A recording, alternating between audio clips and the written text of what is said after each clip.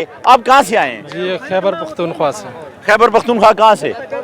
ضلع طورغر کتنے لوگ آئے ہوئے ہوں گے؟ کافی سارے آئے ہیں جی، تقریباً کافی سے مراد ہزاروں لاکھوں؟ ہزاروں لاکھوں آئے۔ یہ بتائیں کہ یہ جو لانگ مارچ ہے اس کے بارے میں یہ کہا جا رہا ہے کہ جلسے میں تبدیل ہو رہا ہے اور آج جلسہ ہو کے تو اس کے بعد یہ ختم ہو جائے گا، آپ کیا سمجھتے ہیں؟ آپ کسی کال کا انتظار کریں گے، اسلام آباد کی طرف بڑھیں گے یا آج ہی جلسہ ہو کے ختم ہو کے اس کے بعد چلے جائیں گے؟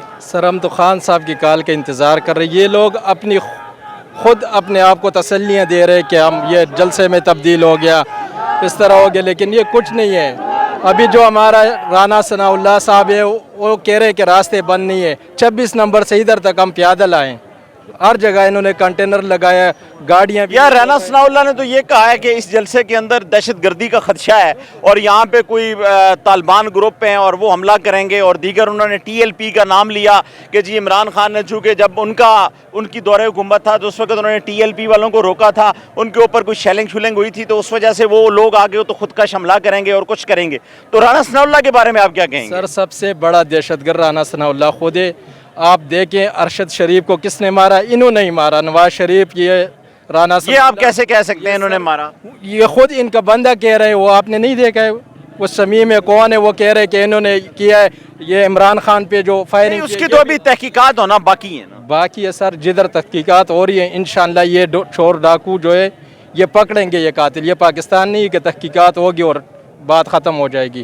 دوسری بات ہمارے حافظ صاحب کے لیے، حافظ صاحب آپ ہمارے محافظ ہو، ہم آپ سے بہت امیدیں ہماری آپ سے ہیں، آپ انشاءاللہ جس طرح ہماری امیدیں آپ سے، آپ ہماری امیدوں پہ پورا اتریں گے۔ آپ آرمی چیف سے اپیل کر رہے ہیں؟ جی ہم آرمی چیف سے اپیل کر رہے ہیں، وہ حافظ صاحب ہے، وہ ہمارا محافظ ہے، اور باجوہ نے تو دولت بہت کما لیا لیکن اس نے عزت کوئی نہیں کمایا، اس نے ہماری فوج، دنیا کی نمبر 1 فوج کو اس نے اتنا بدنام کیا کہ یعنی آپ یہ سمجھتے ہیں، آپ یہ کہہ رہے ہیں بیسیکلی کہ جو فوج کی کمان کی تبدیلی ہوئی ہے جی، اس میں جو ہمارے پہلے آرمی چیف ہیں جو اب بھی موجود ہیں، اگلی 2 دن بعد کمان تبدیلی ہونی ہے، تو آپ یہ کہہ رہے ہیں کہ جنرل باجوہ جو ہیں وہ چلے گئے ہیں تو اب جو نئے آرمی چیف آئے ہیں وہ فوج کو سٹیبل کریں گے اور اس کا مقام جو ہے وہ بھی بڑھائیں گے؟ انشاءاللہ وہ ہمارے امیدوں پر پورا اترے گا۔ یہ عمران خان نے ان کو ان کے رنگ میں کوٹ کیا ہے، انہوں نے بھیجا سمری